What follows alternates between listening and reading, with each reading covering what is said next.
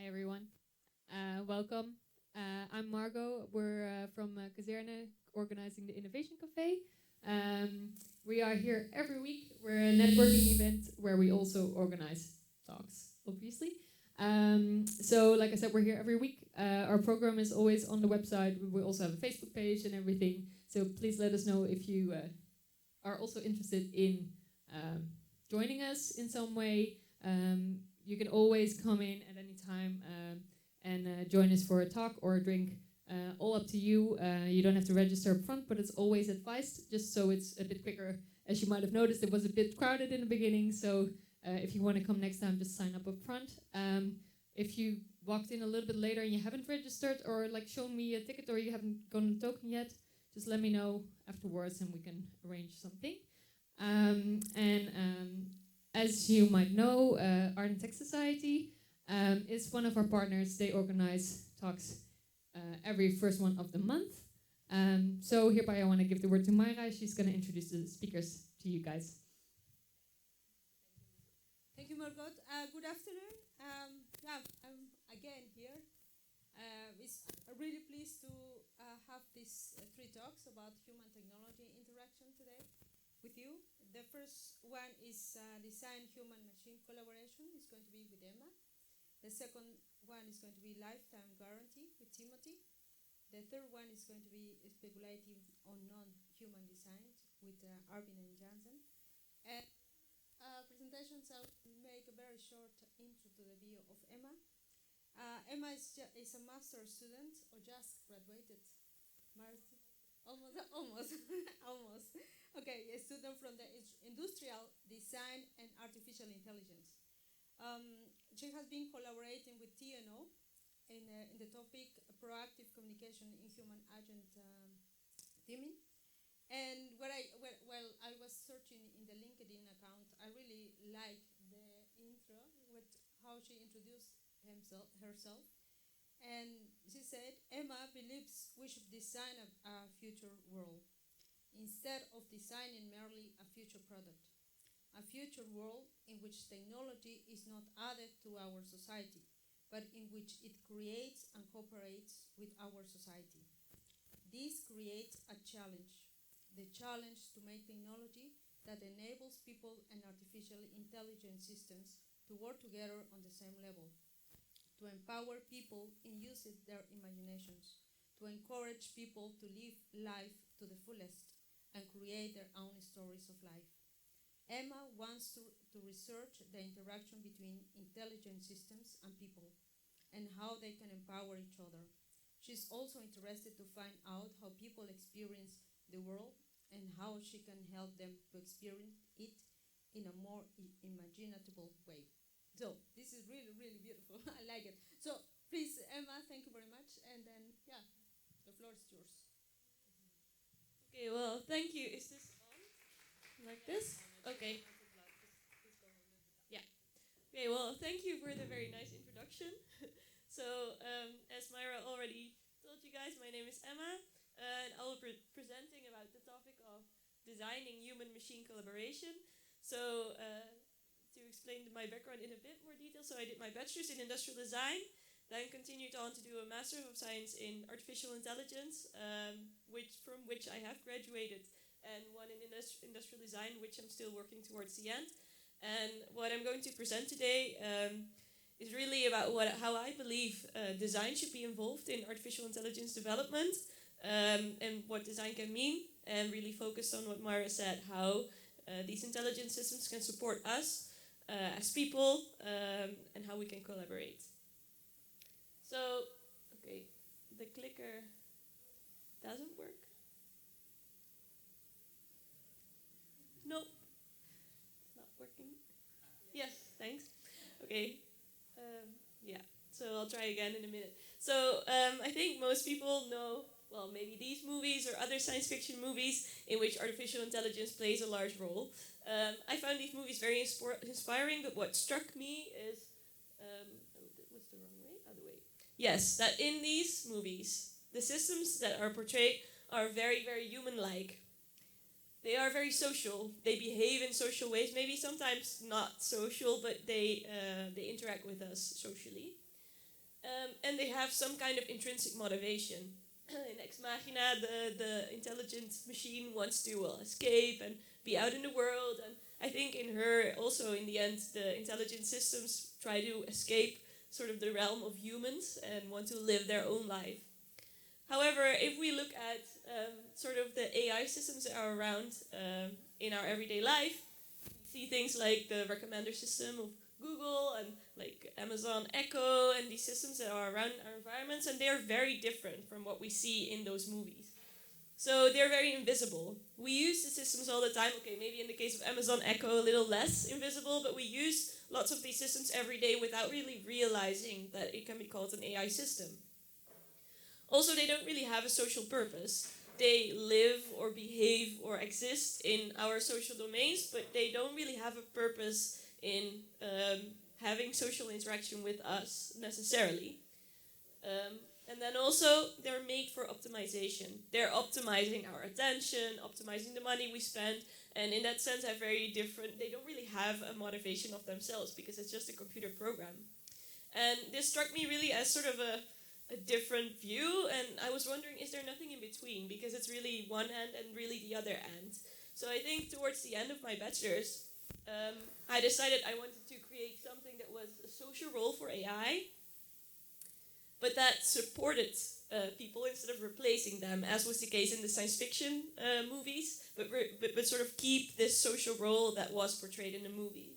So I designed an object that could listen to people's conversations, but instead of knowing what was said, it would just listen to sort of the patterns of interacting people, and it could give feedback on turn-taking to help people who have difficulties with turn-taking, like people with autism. It wasn't really a working product, but it was this concept of creating something that supports people and sort of helps them to live their lives without really being an intruder in how they are and who they are.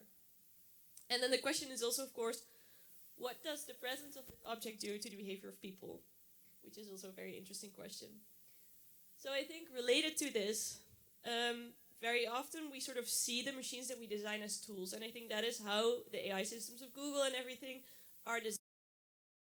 Sort of going more into this social realm, I think we should be moving more towards seeing machines as partners, especially as they become more adaptive, intelligent, and autonomous, because they have these capabilities and they will be better at certain things than we are, but we might be better at certain other things. So if we start seeing them as partners, I think that will be a way of helping the technology forward, helping the technology improve, but also helping us to value ourselves. And I think this also means that maybe if we work on human-computer interaction, it means we should move from human-computer interaction to human-agent collaboration. Using the word agent here because agent is sort of the word that we use in AI research. People say we have intelligent agents because these agents might be software, they might be physical, we just like to keep it sort of ambiguous. But of course we can also call them computers or machines, but this language is still a bit, I think no one really knows what is the best way to call it. But then the next question comes, so if we go onto human-machine collaboration or human-agent collaboration, how do we actually design collaboration? Because I think that is very different from just interaction in which this machine is a tool. And I think that things like understanding, trust, and responsibility, which are already important to some extent in human-computer interaction, become even more important, and especially enlarged if you talk about collaboration. I mean, think of collaboration just between people. It's very important that you understand and trust each other and that you know who's responsible for the different things. So, and in this collaboration, I sort of have this idea of how understanding might be achieved. And if you look at how humans communicate, well, we can talk to each other, but we also behave in certain ways so that we can understand each other. But then what if this person that you're collaborating with is very different from you? Maybe has different culture, different language. It becomes much harder to understand each other, obviously. Maybe they also behave in different ways that you're not used to behave according to different cultural norms. But in order to understand each other, what we humans are really good at is basically changing and adapting to the other. And we don't only change the language, but we also change the way we behave, just to make sure that the other understands what we do in sort of the frame of reference that we have. But what if this isn't a person, but what if this is a robot or a machine? I mean, we can talk to it, sure.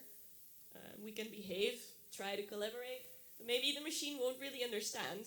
And maybe that will confuse us too, like what should we do? And then I think what lots of researchers do is we just put language into the machine, and there we're done. So I think behaving is also very much part of how we understand each other. So what if we also put this behavior into the machine? But I think that is where it becomes a bit odd, because, well, I mean, a machine is just not like us. It's different. And I think also if you look at the insides, like the cognitive aspect of it, we have brains, and we usually view this machine or robot as a black box. It thinks, maybe not, but it works in certain ways that we usually don't understand, and that we find very hard to understand and very hard to make more transparent, so that we can actually understand and trust it and know where the responsibility is. So I think for this, what could be valuable is to create also a mutual adaptable relationship like we do with other humans, where we adapt to that, we maybe adapt our behavior to the machine, and the machine adapts its behavior to us, instead of just pouring human behavior and human language into the machine. So as I said, I call this mutual adaptability, and this is a term that is also being used in research. But then, okay, the human will inevitably adapt, because that is just how we humans are. So if you design a crappy machine, the human will adapt its behavior and its way of interacting with it to ensure things run more smoothly, just because we're good at that. But how does the machine adaptation adapt to the human adaptation? Because these machines become more adaptive and they learn as well, but usually they just learn that the human works in a certain way, but when the human adapts, you can't really do this, because the human changes as well. So how do we do this? And there are several aspects to this. So, I mean, on the one hand, of course, you need a very nice and smart algorithm that enables the machine to actually do this, which is difficult to ask. But I think it's also important, and this is, I think, maybe the main message of my talk, is that it's also important to look at interaction mechanisms. It's not just about just letting the machine adapt and we'll see it will be fine. I think it's also important to think about the mechanisms that enable this adaptation from both sides. And I think that is the designer's task if we look at these new human-machine collaborations. So in order to explore and research this topic, I designed a small interaction where you had on a screen, you had this blue ball that was moving around, and you had to coordinate your behavior with the machine. You could wave your hand around, and the machine would try to copy that. But of course, since the sensors aren't perfect, it wouldn't always be able to perfectly copy it. So sometimes it would only take vertical movements, sometimes it would only take horizontal movements. And I just observed how people dealt with this. So what I saw is that, well, in general, this imitating behavior is a very strong thing if you want to coordinate something amongst each other, because you can, by copying what the other does, you can sort of understand what the other is doing. But also that a balancing of leading and following is very important. So to actually achieve a level of coordination where you agree on this, it's important that sometimes you take the lead and you say, this is what I'm doing now, but it's also important that sometimes you listen to what the machine is doing. So I saw someone who very stubbornly just kept repeating their own signal with their hand. Well, obviously the sensor wasn't able to detect it, so no coordination was reached. But people who actually try to change a bit and adapt to the machine were much more able to achieve this. So currently my research is going into the direction of how can we use imitation and the balancing of leading and following to create this mutually adaptable relationship in collaboration. And currently I'm redesigning an experiment to look more closely into this and how do these relationships develop, and do they actually help people to understand better what the machine is. So this is a big visual.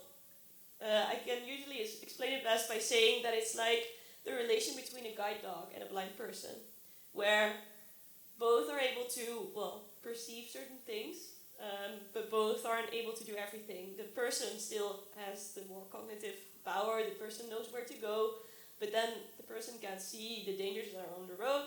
So I'm currently working on an experiment where a person has to navigate through fields with some kind of robot where the person is able to know where it's going or where it needs to go, but where there are certain, well, dangers on the roads that the human can't perceive, and the robot will have to sort of try to pull the human around those. And what I'll be trying to do is to observe how this sort of pulling each other towards the right direction will go, and to what extent humans will be willing to let the robot lead as well. And then, of course, ask them about how much they really understand what kind of dangers the machine is viewing. And this is really work in progress, so I'm really still setting this up, and hopefully I'll have some nice results by the end of this semester in January.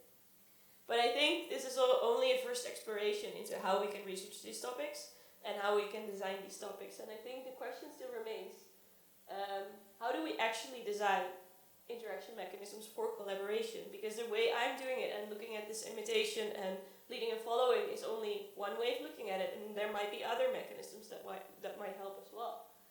And also, the question that I ask myself is also, should we design the behavior of the machine? Or should we design adaptivity? Because if we talk to AI researchers, they will tell you, okay, I'll just write a smart algorithm and it will just adapt and do well. But I think there is a design side to that, which is about these mechanisms. But I think as designers, that does mean that we need to maybe step out of, we design the behavior, the actual behavior, because we need to we might be able to design the borders of the adaptivity or the extent to which this machine can adapt. But these are very much still open questions, and if you have any thoughts, I would really like to hear them. Thank you very much for listening, and I'm curious for your questions.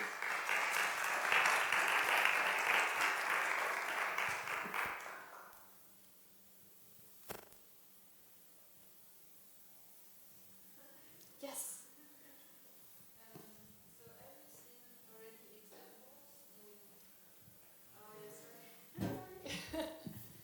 Oh, thanks for the talk. Also, I really, really like it.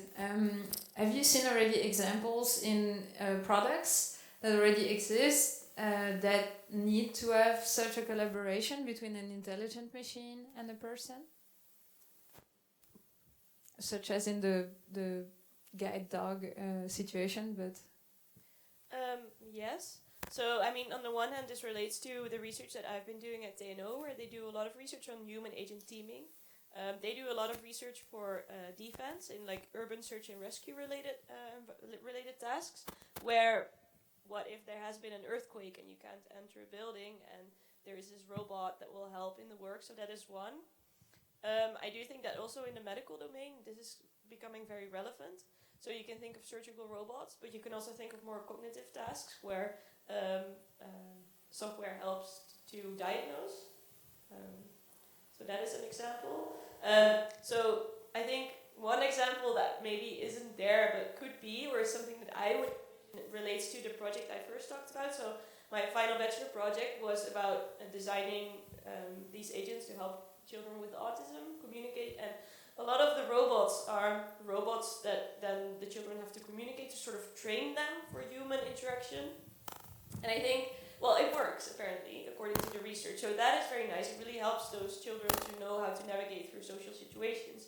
But I just think it would be so much more beautiful if there could be something that just supports and maybe gives a bit of feedback, you know, on the go, instead of trying to mimic this human interaction, so that this child could actually learn on the go from actual interaction with people, how they want to interact with people. So that is just one example. And I think in general, if you look at a lot of the research, there are lots of AI agents around nowadays that perform tasks. And these will always interact with people at some point. And very often we say that we want the human to have some kind of end responsibility in this, meaning that they will have to sort of know when to trust the machine, when not to trust it. And I think that is already where these collaborative interactions are much more important. So,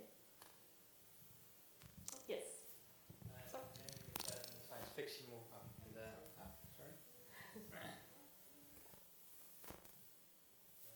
Science fiction movies, the artificial intelligence has some intrinsic motivation. So on the other side, it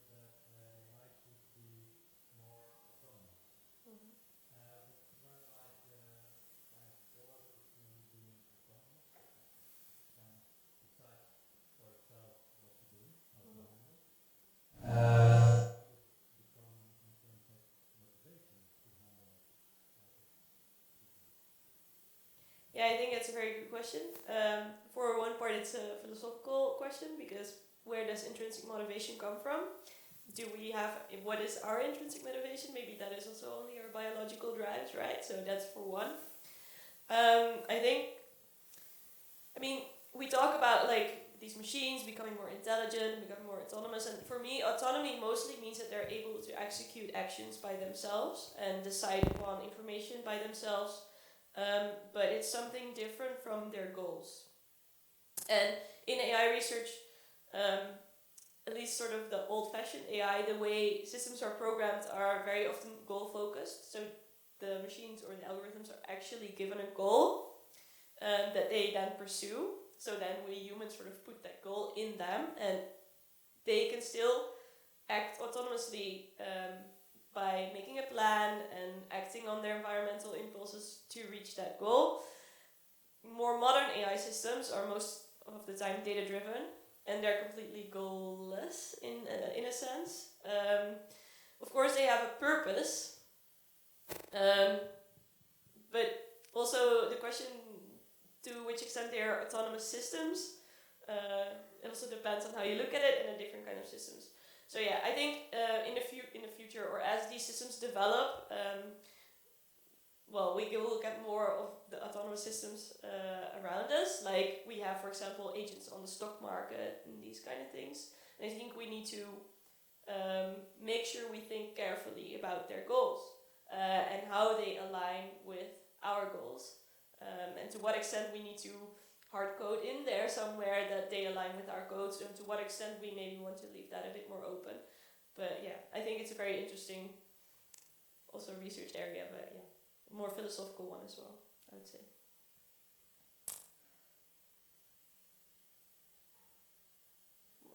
Yes.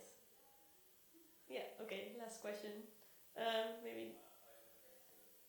Yeah.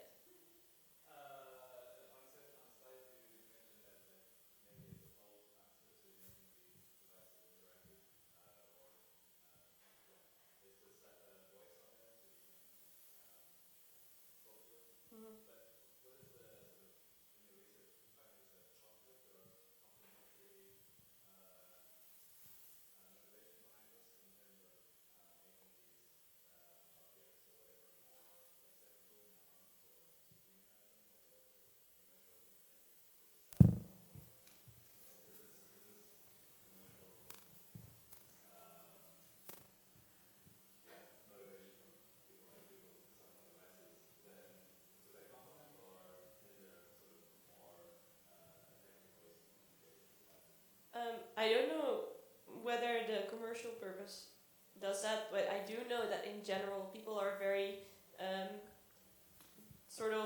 people in general anthropomorphize a lot. So if they design this intelligent system, they have this idea of it should have sort of a capability that is human-like, so they just tend to put human features on there, and they tend to say, so human communication works the best because it's very efficient. And to a certain extent that is true, although I think what that misses is when we speak, we use language.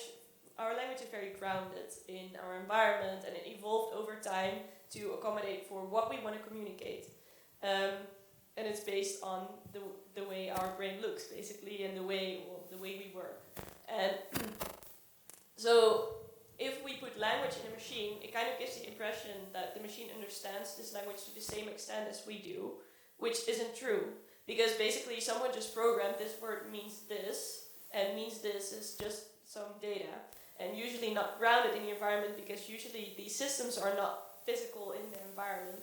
And I think that hinders understanding between us and machine. And I think that it's not because of the commercialization or commercial purpose of these systems that this is the case. I just think it is because people developing these systems, one, are not designers. Two, people like to anthropomorphize in general. So, and for me, this is one of the reasons why there should be involved, because they can sort of try to see beyond this and say, well, sure, verbal communication is very efficient, but maybe that is just not the right way for us to communicate with these systems. Okay. So, we will go for more questions in the bar, and we will move to the second presentation. Thank you very much, Emma. Applause. Yeah. Oh, yeah. Place is yours. I will introduce Timothy a little bit. Timothy is a Taiwanese social designer and researcher. Has studied in the Design Academy in a Masters of Social Design. And he explores the intersection between design, art practice, and social contents. He has exhibited on different podia around the Netherlands with different projects where he focuses on the subtle phenomenon that intervenes in our daily routine and its effect on our society landscapes, using design as a medium to stimulate discussion and debate. Recently, he researches into the notions of mother-love relationships and existing and emerging technologies and its paradoxes in the future. So, the presentation of today is about life warranty. So, thank you very much, Timothy. Hi everyone. I'm Timothy. Oh wow. Wait. We need to go back and go back. Maybe you can close your eyes.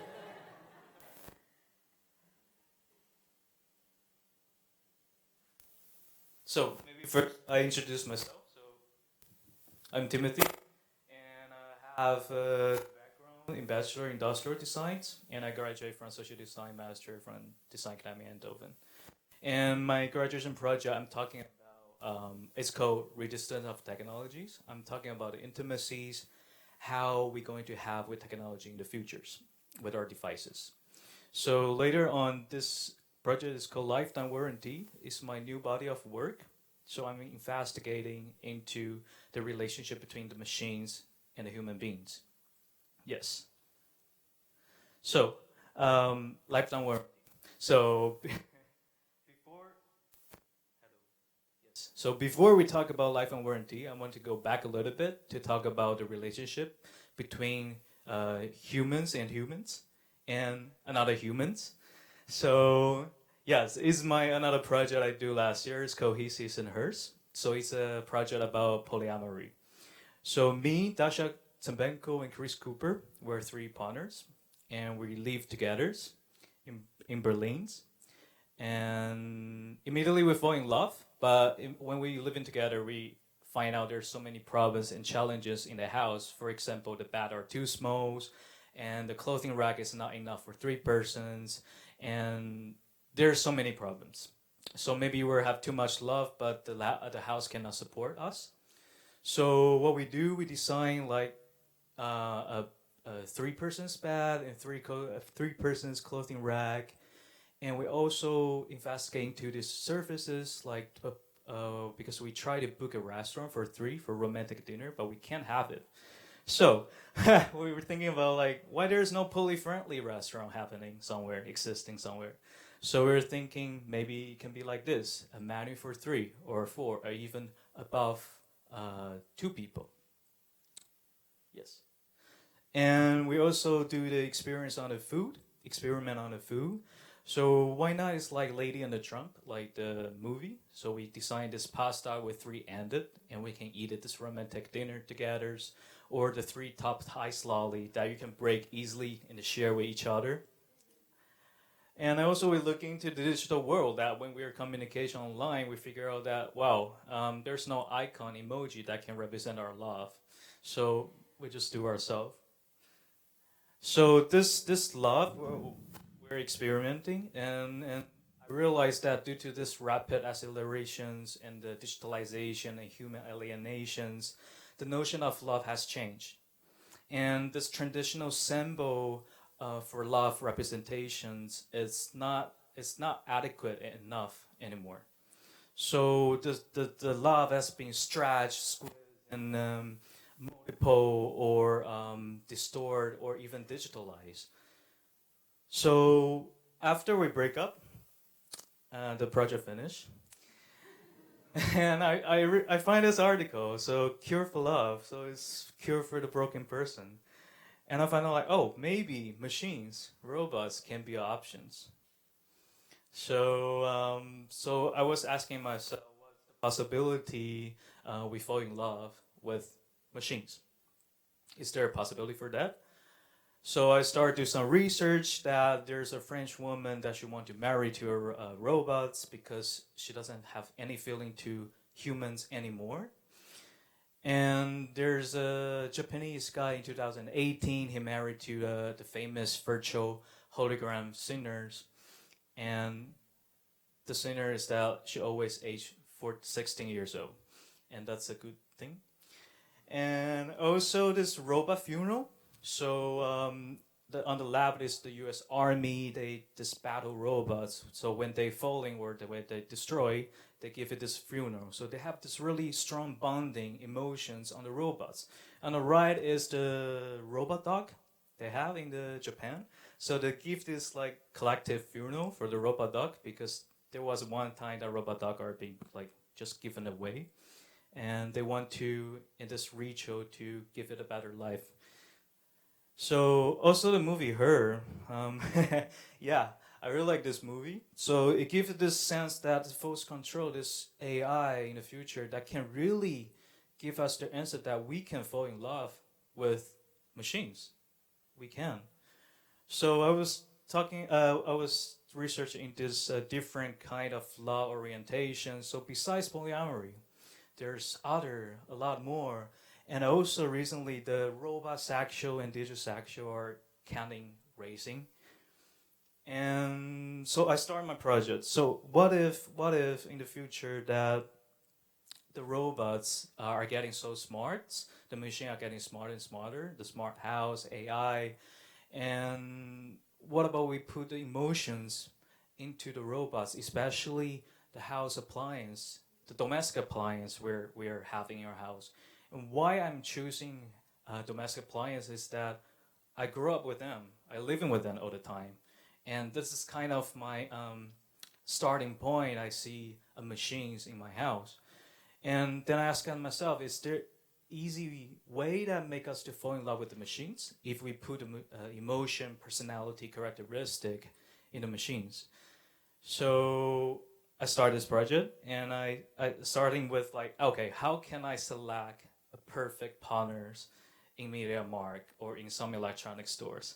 So there should be like maybe like an app or something I can select them, and they have this profiles like, and I call them iMatch. So you have this profile to give you what is the personality of the machine like, and maybe they need extra care. A water cooker need extra care, or is it like a sticky girlfriend robot cleaner? So yes, and yes, and then there's like how they living together. So how is this life will be like? So why I choose lifetime warranty, because that, you know, warranty, you go to buy electronics, you have 2 years, 3 years warranty, but what about it's a lifetime? So in the future, everything gets so smart, you can choose only one time for your partners. So how are you going to choose it? So here's a small video, like how you're going to experience how they look like when you're living together.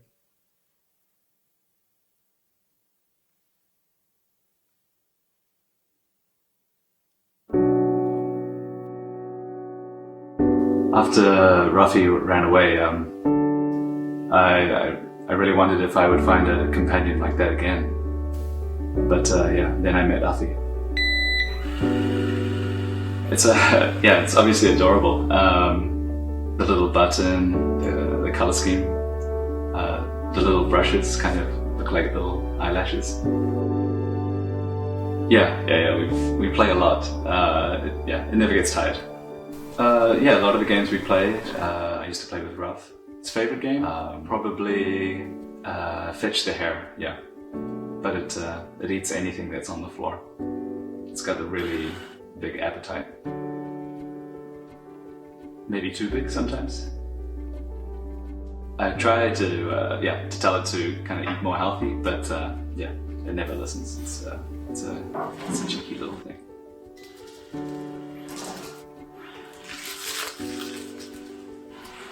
Maybe it acts up because I'm not around as much as I should be, or as much as it wants me to be. But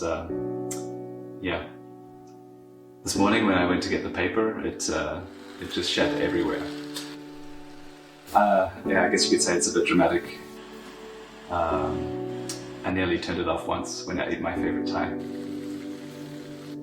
Yeah, for sure I would have regretted it though. It's hard to imagine my life without it. I guess you could say Alfie is my life partner.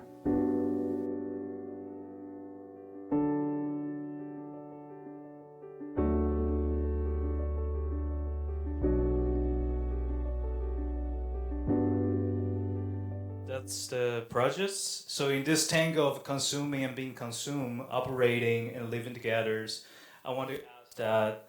So what kind of level? Oh wow. Okay. What kind of partner you want in the future? So what kind of level of the robots, the machines you want in the futures? Yes. Thank you.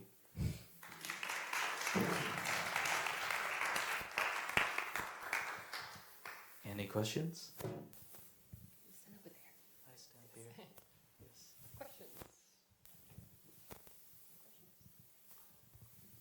Questions about love? Well, I have one. Okay. I was wondering if you've talked to Sven Nijholm from the TU, because he's actually like focusing on the ethics of having love or some type of relationships with robots and these types of things. He actually did a talk here as well at some point, and it might really be like an interesting way to explore your No, I didn't project a talk little bit with further. him, but it's interesting. Thank you. Might be able to connect you with him if you want. Yeah, that would be great. So you're talking about having appliances, but where do the brands that make these appliances come from? I was thinking marriage used to be for life, let's say a few years ago, but now it's more acceptable to have a divorce, for example. But appliances are nowadays only built to last maybe 2-5 years, whereas a few years ago it used to be 40, 50, 60, something like that. So it's like the brands are your father-in-law and your what's it's important. Father-in-law and mother, the father-in-law and mother-in-law. Yes. So how do the brands connect? Where do they come in this story? Yeah, so actually when I doing the research, I was thinking also with a wedding. I was thinking about what is the concept of the wedding in the futures. And so when I do this research, I go back to the old time, especially in China, in Taiwan. So like when wedding from the kings and stuff, they sometimes marry for benefits, because for the land, because for this family needs something from there, and they marry together. But now the concept of marriage are already changed, that we want to marry for love, we want to marry for true love or soulmate. And behind this, like the love with machines, the relationship with the machine is that everything is getting so smarter, especially in technology. We have more emotions, bonding that we are going to attach on them. And is it possible that we just choose one time or not? And you can involve together your friends or more than friends together. Does that answer your questions? Yeah, part of it, yeah.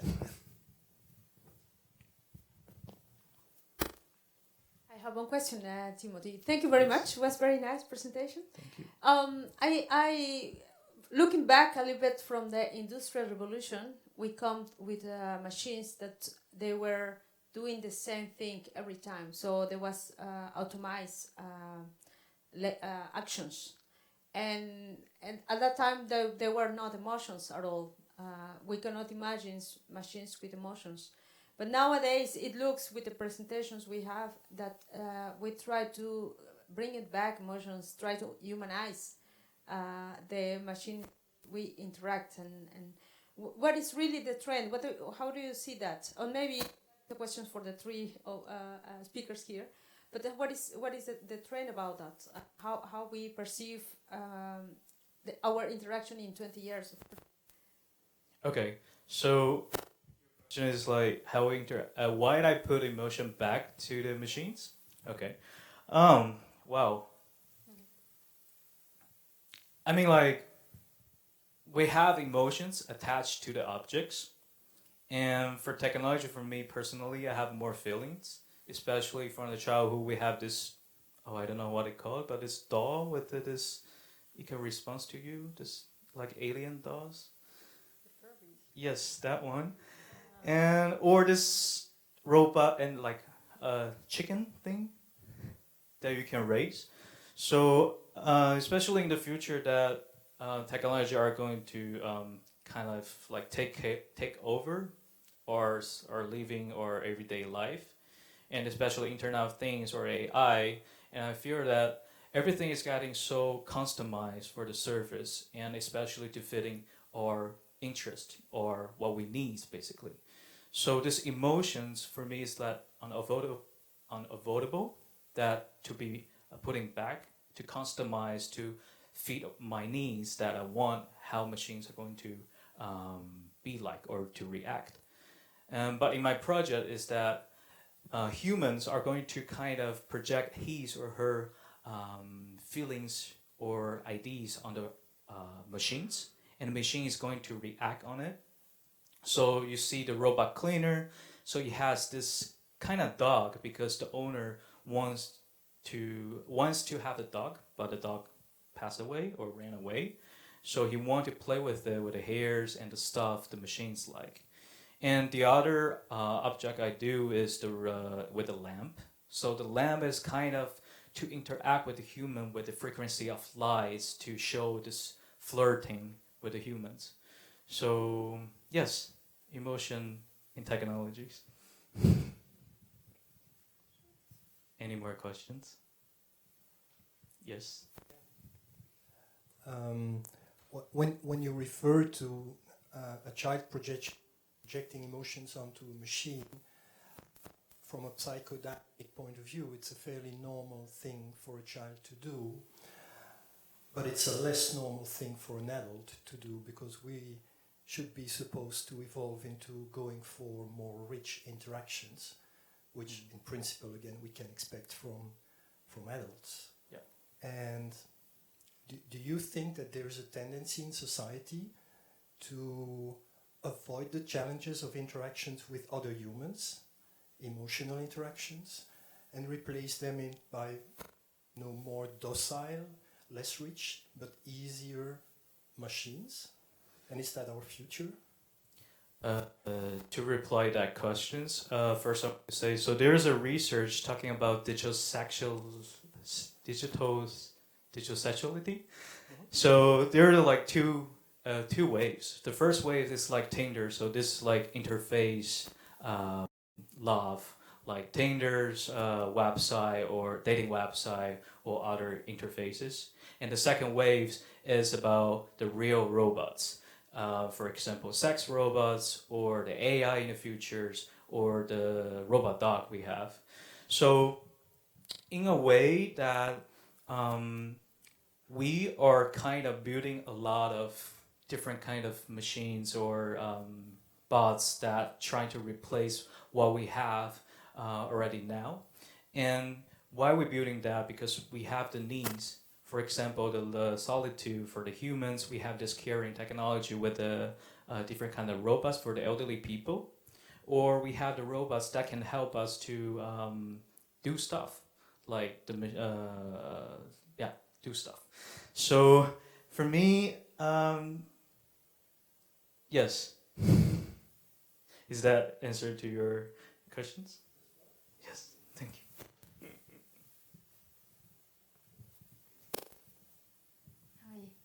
A little bit, I think, connecting to the previous question, I was thinking when you were telling it, or your story, actually what I see happening is that we are making robots or machines that respond to our needs or wants.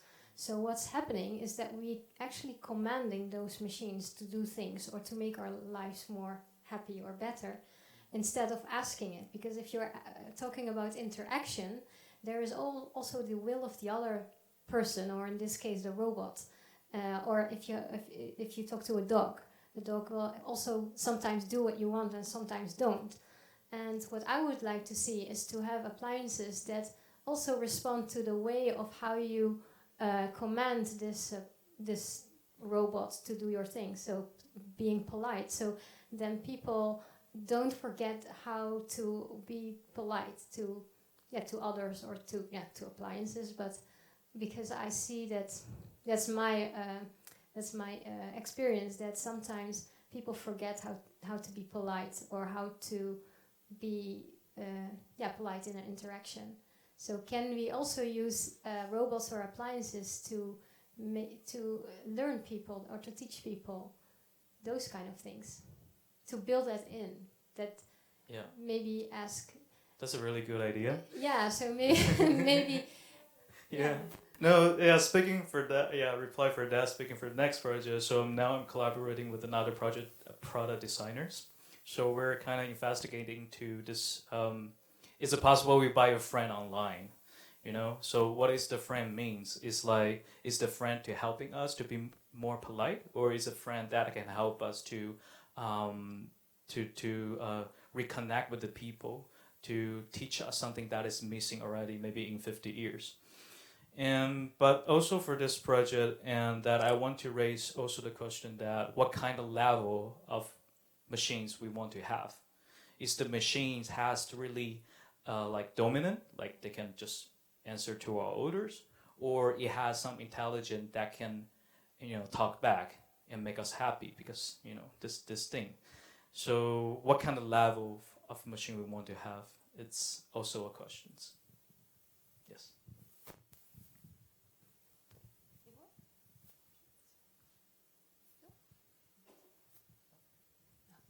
Thank you.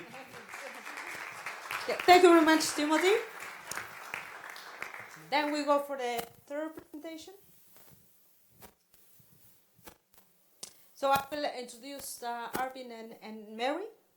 Mary has studied arts at the National Schools of Arts in France, I think. So that is good translation. Long time ago.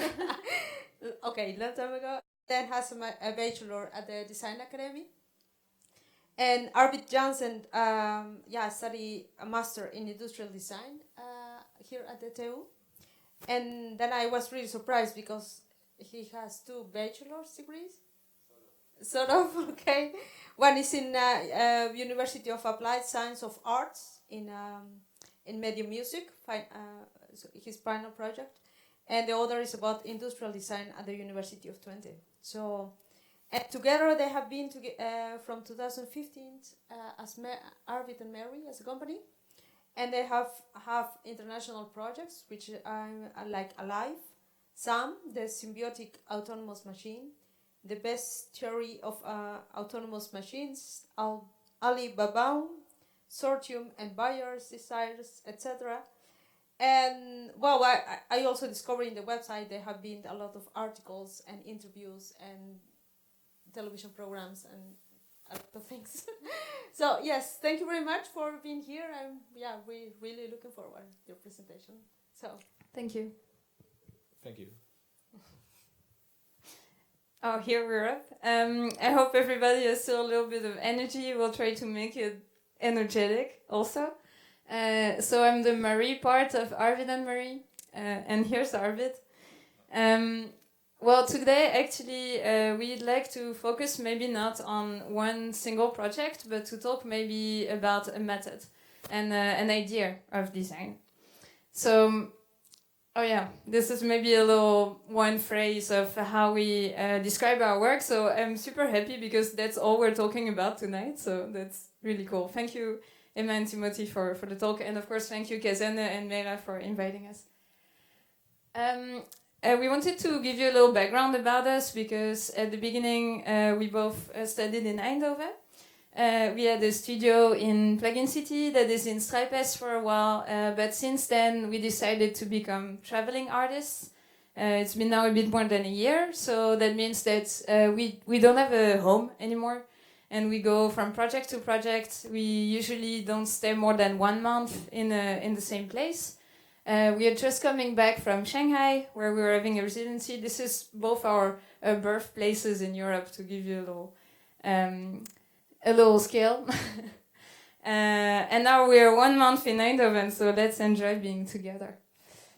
Arvid, would you like to tell us a bit about how you started in design? And Yeah, really quick, just to tell where we're coming from, how also our approaches merge a little bit. I come also from a more industrial design background, making products and things and working in music, so really about interactive things and expression of people with machines. Yeah, and also from there, actually one of our first collaborations was within music by doing performances. So both, in this case, programming music live, working with machines to make the music, and also sometimes using machine-generated text within the music, having some kind of collaboration with unnamed machines. we will be giving a concert on the Wednesday of Dutch Design Week at the Fabriek.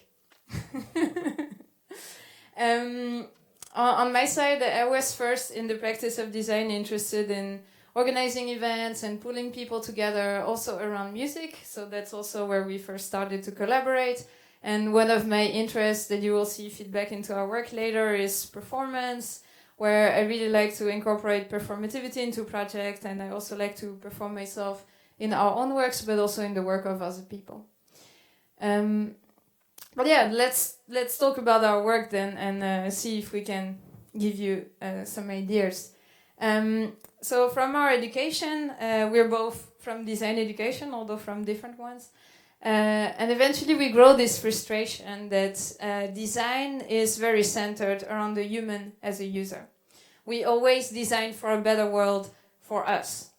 And at some point we wondered if that was maybe very selfish, and if there was maybe also the cause for, depleting the planet and having everything centered around ourselves and forgetting that we're only one part of a big whole. So we started doing projects for non-human users. And the very first project we did was a project for pigs. We got invited to a farm, a very beautiful welfare farm with pigs, where the owner was very surprised to see her pigs often spitting stones on fences, and she wondered, well, I think they like music. And we said, sure, let's figure it out. And we wanted to design an instrument for the pigs, so now you already see the final result. But the process was extremely difficult, because you understand yourself how you understand music, but how does another species even perceive it? Do they have the same range of sound that they can hear? What do they hear when they're little and they form their first idea of sounds? Well, to figure it out, we took a very down-to-the-ground approach, and among, reading the scientific literature to actually understand what we know so far, we also did some very practical experiments to try to understand actually how they feel in their environment. And out of that came the pigstruments. Or maybe you can tell a little bit about how it was enjoyed by the pigs.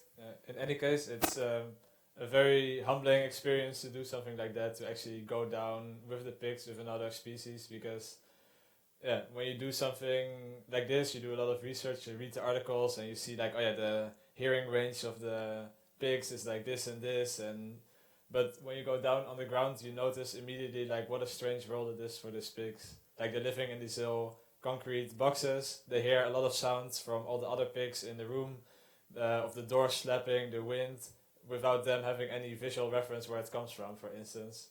So already things like this, you will never know unless you actually step in there and try to be, literally at the same level of the pigs. And a lot of these things came back within our instrument that we made for them. So for instance, you see that the tubes, they are metal, which comes back from the story from the farmer that they like to play with stones on the metal fence. And there's theories in music that we like certain sounds because that's reminiscent of the sounds that we hear while we're developing in the belly of our mother and in the world that we hear around us. And such is the same for the pigs, but with some different materials and different things. And also things like how the instrument has no front, no back, and can be flipped around, because pigs are such social creatures, actually like us, but maybe even more so on a collective level, that they need to be able to all play with it to avoid one sort of dominant pig to claim it for himself or herself and take it away from the others. And many other things like that. I encourage you to, if you want to know more about it, to check out the video and the pigs having fun with the instrument, and then you can also hear it. But we don't have time for that because we're now going to get into a very interesting topic. That was our first, way to approach how can we design for non-humans. But our core interest is, of course, technology. So we were very curious to start thinking, now how can we design for machines? So meet Sam. Sam has only of an anthropomorphized part its name, but it actually means symbiotic autonomous machine. It's a machine business owner.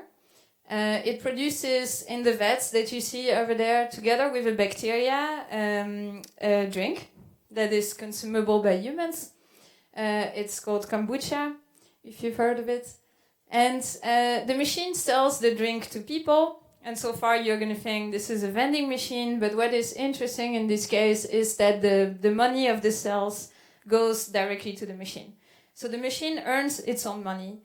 And from that it can buy the ingredients, the water, pay the electricity when it's the case, the rent when it's the case, and eventually also pay taxes. So, how did you do that? Because it's actually very highly illegal for a machine to have its own company. We worked together with a group of lawyers from Eindhoven to try to figure out if we could make a machine business owner. And we eventually succeeded through a web of several different contracts and loopholes, although it is right now illegal. And it was a way for us to challenge a little bit what is the idea of maybe having machines having their own rights. So we fully agree with you, Emma, that it would be very interesting to have more machine and human collaboration. But for us, if we need to have a collaboration, we need to stand on the same level. So this machine employs people when it needs to work with them and there's an official contract. Or, there is no official owner of SAM.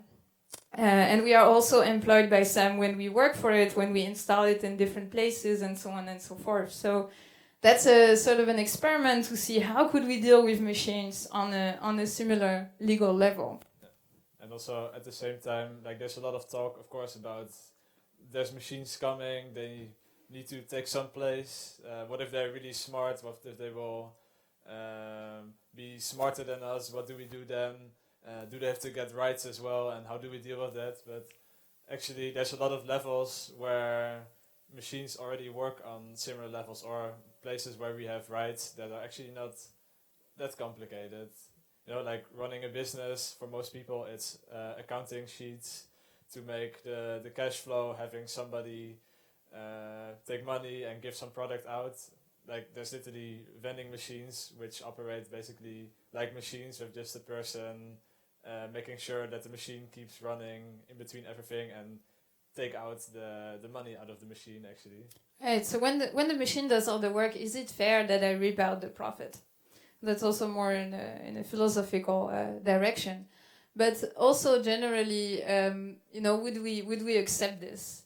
A fun, interesting fact was we had a discussion with the gemeente to, first to get a KVK for SAM, we need to have SAM registered as being born, and we had all these discussions. And they said, in any case, if you would want SAM to register a company, you would need to wait that it's 18 years old to be able to register a company. And that makes a lot of sense for humans, but not for machines. So those are the interesting gray zones that by doing this, we can explore. And also by actually making a machine like this and putting it in the world, you discover these kind of things that you can philosophize a lot about, but by actually confronting it to reality, you have to, the questions have to be asked immediately. So in that way, I wanted to make a point a little bit on speculative design. We talk a lot about this right now, making a speculative in vitro meat cookbook. And those are great ways to think about the future. And we tried in this work that by making it actual reality now, we make the discussion even more pressing. But we're also interested in other ways that, we relate to machines that are sometimes very invisible, very hard to. Actually, could Emma really talk with your talk? It's amazingly synchronized. What about all those algorithms that are machines in our life that curate a lot of what we do and see, but we're not really aware of it. Recently, we did a project on Alibaba, that is the western side of Taobao, so the Chinese equivalent to Amazon. It's mostly targeted towards a Western audience, so a non-Chinese market, but everything is produced in China. This is what you can see on Alibaba. What we were interested in is, well, you know that all these websites have recommendation algorithms. So those are the programs that the codes that decide what is going to be shown to you in terms of products when you enter a query. But all those programs are proprietary. So they are copyrighted. And that means that the program in Amazon, the program on eBay, and the program on Alibaba are different.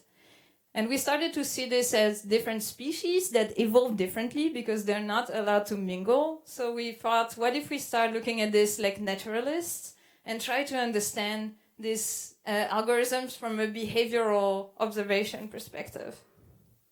Yeah. So one thing.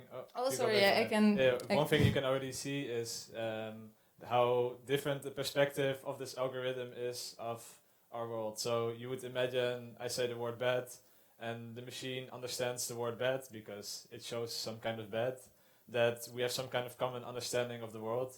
But actually what you see, if you look well, the most recommended bad, so both number 1, 2, 4, 5, 6, 7, and 9, they're all this type of all-in-one bed. So it's a bed with speakers and Bluetooth and a massage function. Have you ever seen a bed like that? So this is sort of the generalized concept of a bed, what it wants to show you as being a standard, one of the most likely to be bought kind of product. Well, this is the most extravagant, the most ludicrous thing you could get as an answer for bed. So why is that? Why do those algorithms function like that? So that was the whole question of our research. And eventually, what we understood, we could never look at the exact code because, as we said, it is proprietary, but there is a lot of research that is published about Alibaba from Alibaba themselves. And from there, what we could understand is that those objects are just a different strategy to get more sales. They function as sort of clickbaits. So the goal of Alibaba is not to get more sales, it's to get more clicks. You go on the website, you see something incredible, you're going to click further. Wow, look at this, look at that. You send it to a friend. What the hell is this thing, And in that way, you get more people to engage in the platform, and you yourself engage further, and you stay longer on the same website. So, I don't know if I ever say, yes, we reproduce those most popular objects in cardboard, and we try to include in it all the metadata that writes this object in the digital reality.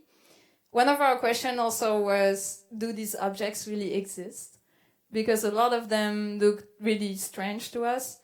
And also they only existed in terms of renders, 3D renders, not real pictures. And hardly we could ever find a real picture of the thing. So spoiler alert, we went to China and we nearly found all of them. And yeah, in a sense, what was interesting to realize is that while you search for bad as a human in this algorithm, what the algorithm is looking for in return is how long do you stay on this page, how many other things do you click on, do you actually buy it or not. So it's a very different way of understanding that comes from this interaction. So we both have some understanding of a world. There's some commonality between us, like this object of a bed, but the resulting understanding of the world is so extremely different. It's hard to find. Well, at least we were searching for this common point. Mm-hmm. A bit more picture.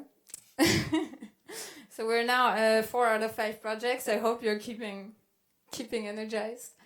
Then we were also wondering about, in another way, like how close do these algorithms and these things, because we're looking at them as species, how close do they come to an actual form of life? We did a residency at Wageningen University and Research, where we collaborated there with, well, you know, it's a university of life science, and the people we were working with were particularly focusing on gene editing and bioengineering. And we were working with this research group where their goal were to try to make life from scratch. So you take a cell, you put the different organs in, if I can call it this way, and you look, when is life going to just happen? Is it going to happen? And we thought this is a very, you know, a very engineering look at making life. We just put all the parts together, plug it in, and see if it goes on. So this is extremely... to quantify life, we first needed principles, you know, like what exactly makes life? Because with the cell, they could simply take the organs that already exist, as they're already using biomaterial, but we have to make that into digital material. We need bigger principles. And I'm going to take two of those principles, for example. If we talk about metabolism, so that's, you know, eating something and processing it into energy, and growth, where you keep growing physically in shape or mass or so. Oh, going back. And then we try to translate these principles to digital principles. So if the same could happen in the digital world. And with the examples I showed you before, so in terms of metabolism, well, it is clear that a program is constantly computing. So in a different way than eating, it is still, you know, translating a form of energy into another form of matter. And in the term of, well, growth, actually, there was a bit of a weird... Can you explain the growth, Arvid? So there's always a discussion with people like, something digital, is it real or not? Because we cannot touch it, we cannot feel it, but actually there's some kind of physicality to everything that's digital, because it's all stored on some hard drive or on memory, and it's some kind of physical state of matter. So it's in a lot of time it's either a transistor or something similar that has a certain state which is observable, and in the sense you could say it's physical. So in that same sense, a digital creature takes space on a memory, and as such is also a physical thing, and as it's taking more space on this memory, let's say, it's also that we are growing in space. So, of course, at the beginning when we started, when we started the thought, the first reaction of the scientists around us was, if it's not carbon-based, it's not life, which we thought was very carbon-based centric. And we thought, let's take the challenge to, you know, try to debunk that in a way. And so we created a form of life, you could say. Well, we attempted to create a form of life in the shape of a phone application. So it is a thing that is simply growing. If you let it grow, it will outgrow your entire phone memory, and then you need to decide if you're going to kill it or not. And it applies basically all those it tries to apply all those principles we talked about before. So of course, I mean, I think we would have the Nobel Prize if we succeeded. So it wasn't a full success.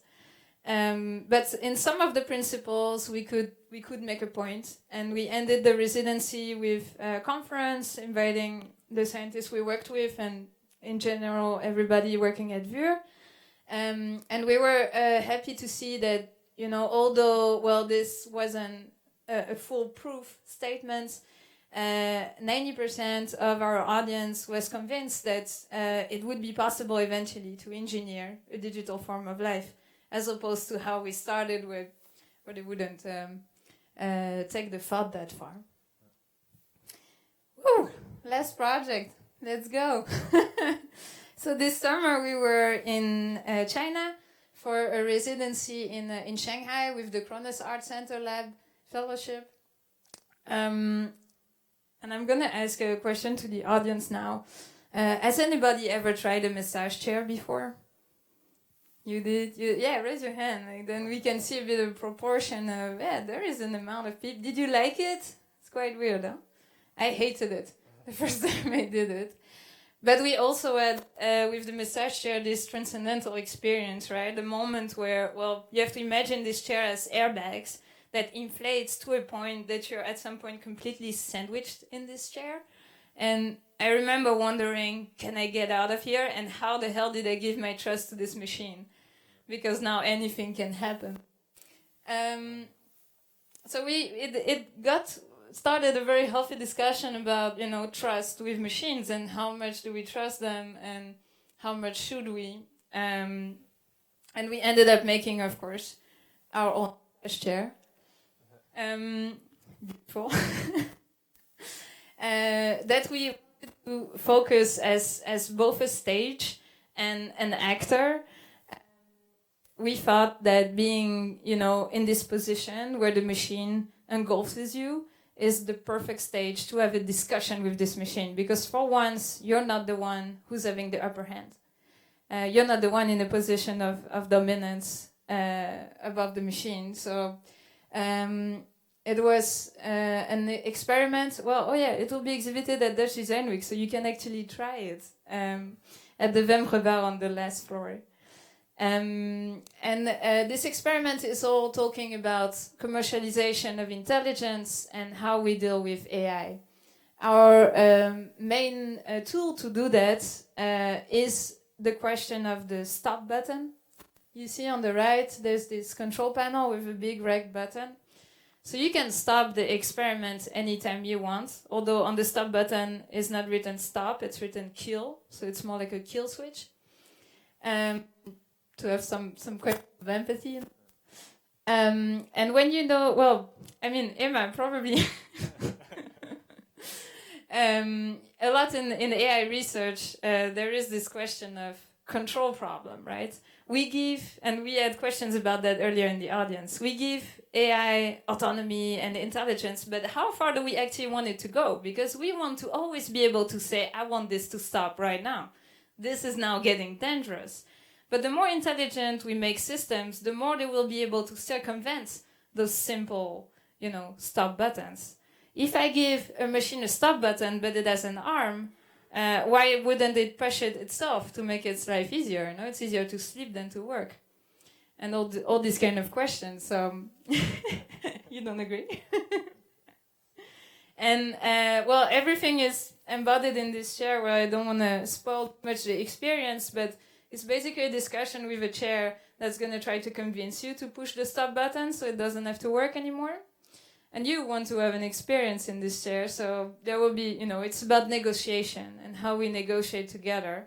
And the chair is obviously an imitation of intelligence and not a true person, but how much does that matter to you as the person in the experiment is a little bit the question. And I guess the second team in there is a little bit like we're all, well, the artificial intelligence community is working, part of them, working so hard to create something that's truly intelligent and that really understands humans.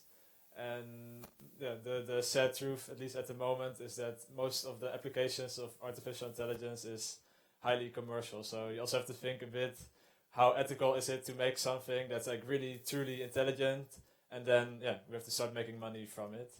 So this chair is like typically in this place of reaching some kind of intelligence, but just being stuck there to do all this work for us, for someone. So if I attempt to summarize everything we've said, it's for us interesting to challenge these ideas of only designing for humans. So we've tried to design for pigs, for machines, to look at algorithm like species, to then try to make and fail to make digital life. And eventually now with this last work, it's really a piece of conversation where we're worried both about the machine and the human as users. And we design for both of them to have a point of meeting. So I think that sums it up. Thanks very much for your attention. And well, if you have any questions, go ahead.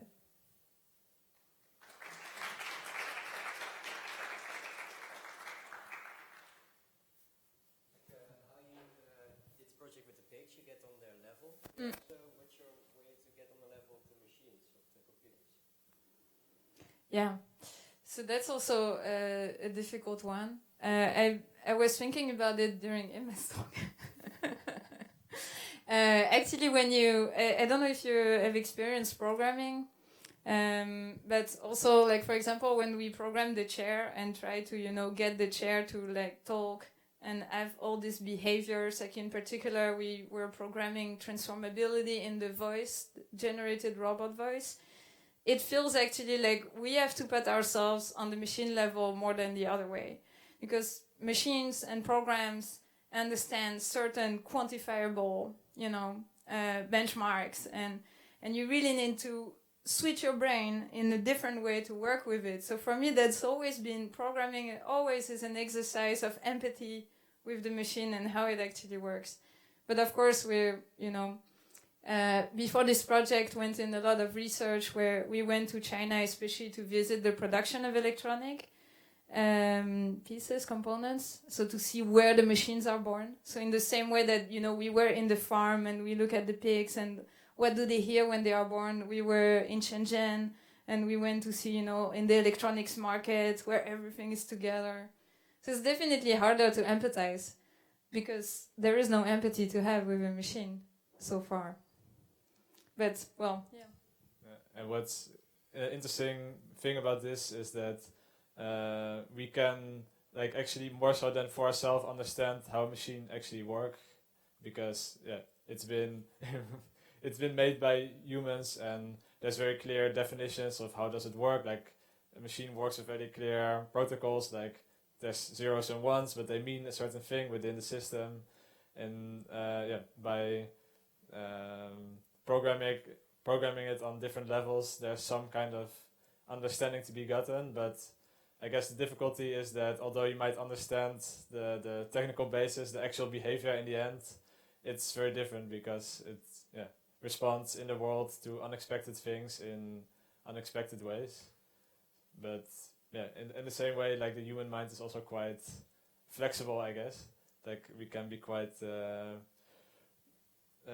moving from our own body, but also thinking in bigger terms as a society. Or like the example, when you drive a car, you don't feel like you're moving the steering wheel, but you feel like you are the car in a sense when you're moving it. So it's just we try as deep as we can, but of course there's limits to our understanding.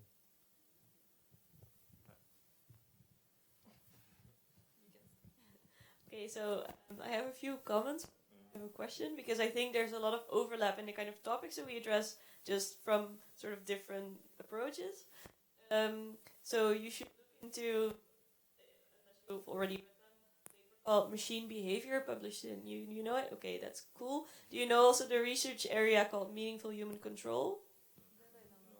So there's currently a lot of people working on, meaningful human control, trying to understand what is that and how can we make sure it exists. Basically to work on having these machines be autonomous, but as humans not having to control them all the time, because then there's no point in making the machines autonomous, and how can we still have control over the things that we want to have control on. I think it's in TU Delft, but also Utrecht University, probably they do research on this. Also, when you talked about the kill switch and the robot killing itself, or because it wants to sleep, there is an example of people making an agent that was able to do a computer game, and it put itself on pause forever after level 1, because then it could never die. So this is something that actually also happened, and because those people just didn't realize that that was an option.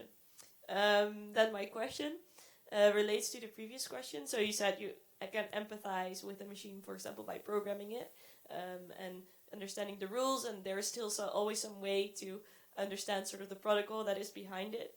But of course, when we talk about machine learning algorithms and these more data-driven systems, the programmers themselves don't know the architecture of the final neural net or how it evolved. Do you have any ideas of how you can empathize with those data-driven algorithms? Like, I think the first step anyway is to be really honest with ourselves about in what level we are anthropomorphizing with these kind of systems. So you can try to if you talk about the trading algorithm, trading with money, and you're like, oh yeah, it's bad that it's investing in these kind of things because it's something that's against our values. But you also have to realize that an algorithm does not have any concept of these kind of values that we have. Like, unless you program it, the algorithm will not. Well, even if you program it, it will not know what is a war because it will never have experienced it. It will not know what weapons are or these kind of things. And in the same way, like most algorithms, unless you give it a certain type of sensor, it will not be able to experience the world in that way. So unless, like even Alexa, it can listen to us, but it cannot see or feel, so it does not have any concept of three-dimensional space, or maybe not even two-dimensional space. So I think if you try to start empathizing or try to place yourself in the place of an algorithm to really make sure that you know what are the capabilities that way. No, this is a point that really worries me actually, because not so much how much are we going to be able to empathize, but how much are we going to know? Because, for example, in the case of the Alibaba algorithm, there was a case where we didn't make the machine ourselves, so we had no idea, and we couldn't get the code, exactly how it works. And then you realize how little you know about the intentions of those who make it. Because that is right now what makes most of the goals and the rewards of those algorithms. And in the case of Alibaba, they release a lot of research that helped us to figure out what is their marketing strategy. But for example, we were not able to get any information on how much data do they take from consumers to deduct what kind of product they're going to recommend. There was a complete black hole about that. So yeah, the question of transparency, like both just in how it works, the neural network itself, but also what is embedded into it, what kind of intention. Yeah, I think that's something we should start getting worried about. Yeah. Sorry. I was actually going to add to that because it's interesting because last week we had a talk by Buster Franca. I don't know if you know him. He works at the TU. He's really involved into AI and something, so it might be a really cool connection for you guys. But he was actually talking about the intentions of the makers, and basically also how that's a responsibility for the consumer, basically, to also be aware of what AI can do. He was really trying to make them make you more aware as well, basically, to learn more about what it actually entails. So I think that's also instead of putting everything with the maker, it's also it's the power of the consumer as well to also realize AI can actually it's more involved in sales products every day. So I mean, and it's going to be more and more in the future, right? So I mean, it's also your own responsibility to be more aware of what actually happens, right? Questions? Well, it's not a question, but it's also a remark, and it's related with what you mentioned at the end and what you also mentioned, Margot, that these kind of technologies are being developed by a certain culture and with certain mentality and do not represent the whole. So then that means it's really Western thinking, and the kind of values you introduce are what we in these countries think is the best. Why? Well, probably are not, because we are I would say we are growing, but not as fast as technology. So our value development is not so fast that we can create really a machine that is very humanistic or has very good values. And as you mentioned, it's really scary that what is coming, because you don't know what kind of kind of robots or machines or systems will come that will be with us in the future. So. Oh, I totally agree. Also, I think that's why things that Timothy is doing are really important to explore very human concepts such as love.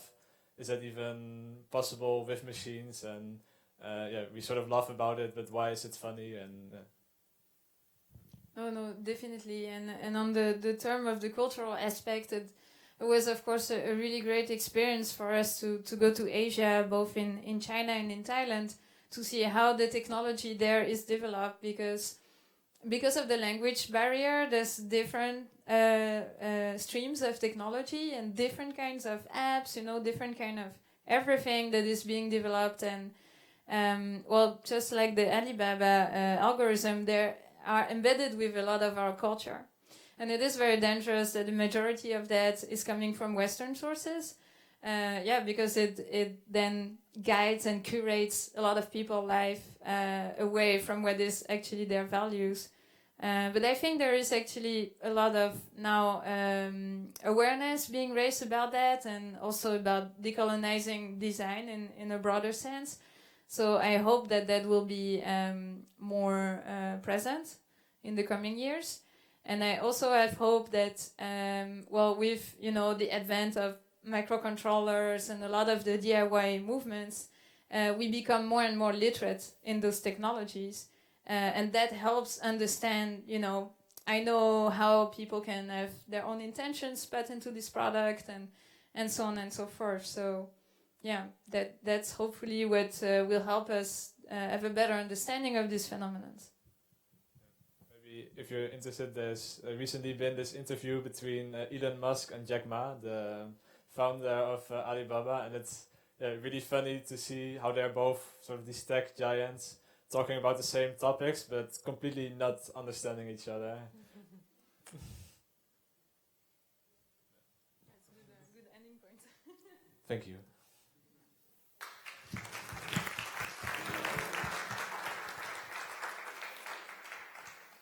Just to finalize, I will. Can I? Oh. Can I? Where can I? Yeah, this one. Oh. Okay. Thank you. Somewhere. Okay. Just to announce you some events that we will have. Tomorrow we have a game. It's for people who are a few months in the city.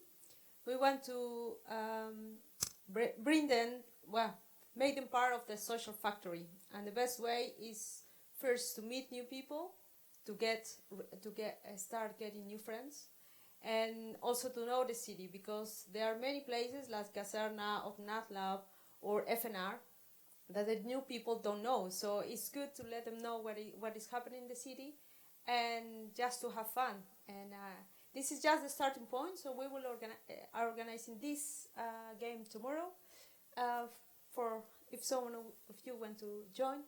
The next topic of the coming months are smart materials and 3D printing. So if you want, you can get the news from our organization. And also I would like to, as part of this event, I would like to promote an event of our partners. The first one is about October 31st. It's going to be a NatLab, and Stripe is organizing an event about how intelligent is artificial intelligence, and there are 4 speakers there. If you want more information, I have close here with me. And also other event is November 9th and 10th is a hackathon. It's organized by Fontis and other organizations. It's going to be in the Haite campus. It's moved to stay, and it's about the home healthcare systems. So for 2 days, guys are really invited to create new ideas about these systems. And that is all for now. Thank you very much for coming. And then, the bar is open for you. Just to let you know, we can go into the bar. There will be a snack as well coming. Feel free to have a drink. There will also be a meetup table. I might have limited space today because it's very busy. But if you want to join, we have a special Innovation Café dish. All of our speakers are staying as well. Yes. Great. So you can also continue to talk there. There's a meat, fish, or vegetarian or vegan. Fish and meat for €17.50 and vegetarian for €15. If you want to join, let me know. Thanks.